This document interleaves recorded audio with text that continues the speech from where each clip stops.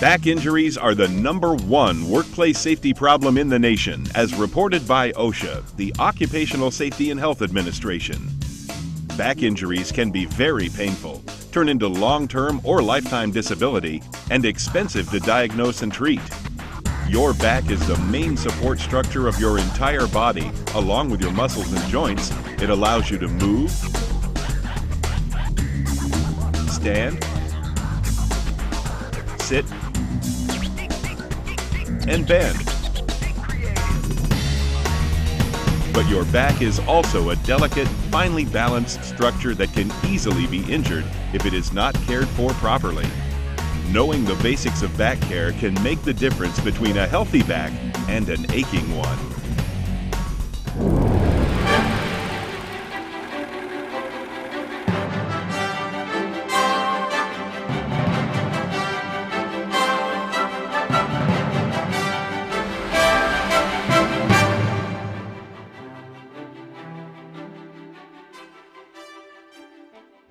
This training program is designed to inform and educate any and all employees whose job requires them to lift, sit, or stand on the proper ways to protect themselves from back injuries.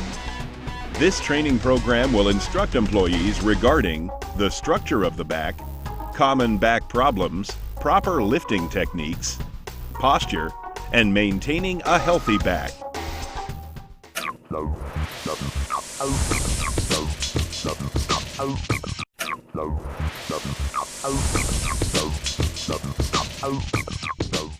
The back is made up of many components. These consist of the spine, spinal cord, and muscles. The spine is the part of the back that supports the trunk and head. It protects the spinal cord as well as giving flexibility to the body. Vertebrae are small bones that form the spine. They are connected together by discs which act like shock absorbers. With the brain, the spinal cord makes up the central nervous system. There are 31 pairs of nerves that extend out of the spinal cord and into the body. There are approximately 400 muscles that help stabilize the spine and help with the proper posture. More than 1,000 tendons connect these muscles to the spine.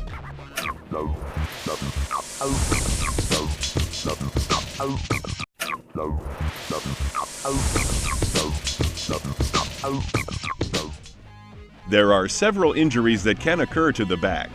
Injuries are often the result of years of neglect, causing the back to become weak. Any sudden movement or improper lifting technique can cause injury. Back pain can last as little as a few days to several years.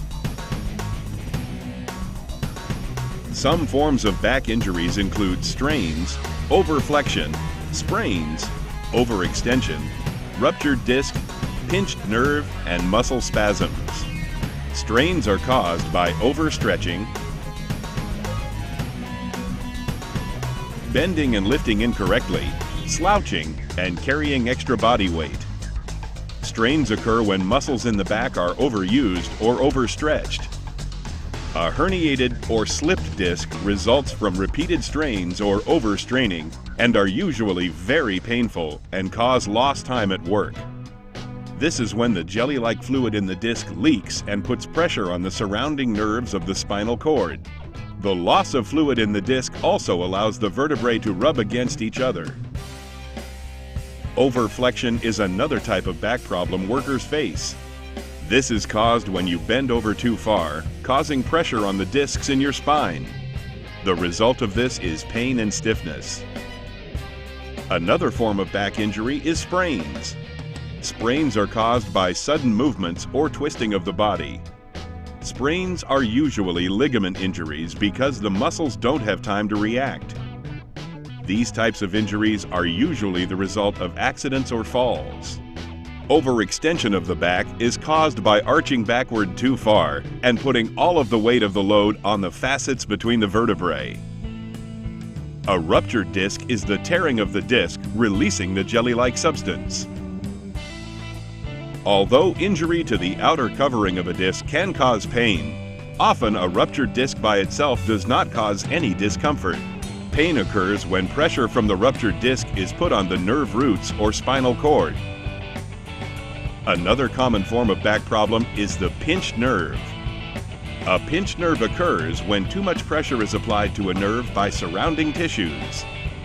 This pressure disrupts the nerve's function, causing pain, tingling, numbness, or weakness in the affected area.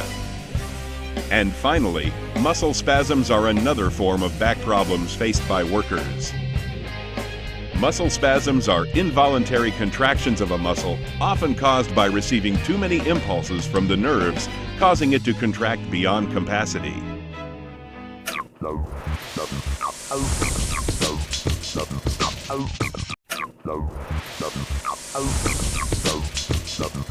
To minimize the possibility of a back injury, employees need to practice safe and correct lifting techniques. The following technique should be utilized when lifting all objects, big or small. Plan ahead. Before lifting an object, know where it will be placed. Be sure the path you take is clear of any obstacles. This will help prevent any awkward movements while carrying the load. If lifting with another person, agree on the plan beforehand. When ready to pick up the item, make sure to bend at the knees and keep your back straight. Focus on keeping the spine straight to shift most of the weight off the back and onto the legs. Keep your eyes up and look straight ahead. This will help you keep your back straight. Your feet need to be kept at a shoulder's width apart. This gives you a more solid base to help provide more support. If your feet are too close together, good balance will be too difficult to achieve. If your feet are too far apart, your movement will be greatly reduced. When making a turn, move your feet into the direction you wish to move. Never twist your back. You should tighten your abdominal muscles when lifting an object. Keeping your abdomen tight will help your back stay in a good lifting position and help you keep from straining your back. Be sure when lifting an object that you keep it close to your body. This helps keep the body stabilized while lifting. When the object is too far from your back, additional stress is placed on your back. Get a firm grip on the object to help you keep it balanced. When lifting any object, be sure to do so with your legs. Your legs are stronger than your back. Use the strong leg muscles in your favor. When lowering an object, bend your knees and keep your back straight. In some instances, it is a good idea to use equipment made for such tasks, rather than attempting to lift an object on your own. Carts, dollies, forklifts, hand trucks, wheelbarrows, hoist, chains, and ropes are some items which can make lifting and moving items easier. Employees must make sure they are properly trained to use the equipment and are wearing the proper personal protective equipment, PPE.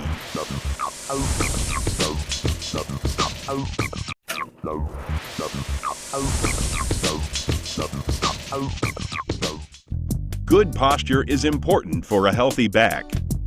When sitting or standing for extended periods of time, posture can affect the back either positively or negatively. There are several ways you can learn to support your back while in a standing or sitting position, as well as some exercises you can perform to protect your back. When sitting, keep your knees at a 90-degree angle and your feet flat on the floor. Slide your back in the chair and sit up straight. You may choose to use a small pillow in your seat behind the lower back to help provide additional support. An exercise you can try while sitting in your chair is tightening your stomach and buttock muscles. You should do this for 5 to 10 seconds. You should also occasionally get up and walk around if sitting for prolonged periods.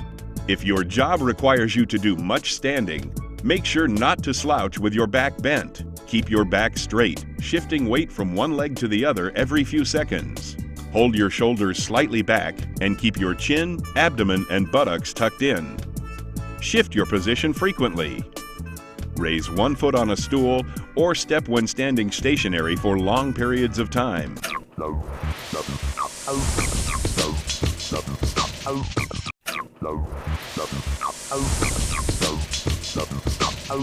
Preventing back injuries requires proper lifting, good posture, exercise, and having a proper diet.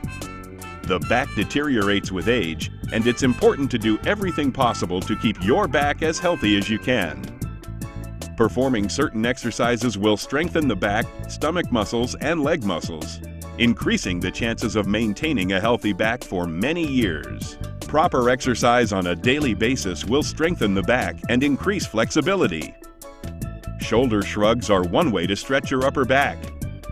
You can either stand or sit for this exercise. Place your arms at your sides and shrug your shoulders up toward the ears and hold for 10 seconds and relax. You should then proceed to the pelvic tilt. This is done by lying on the floor with your knees bent and feet flat. Tighten your stomach and buttock muscles to press your lower back against the floor. While still in this laying position, proceed with the hip flexor stretch. This is done by keeping one leg straight on the floor and your other leg bent at the knee. Slowly bring the bent knee up to your chest and press your back firmly on the floor.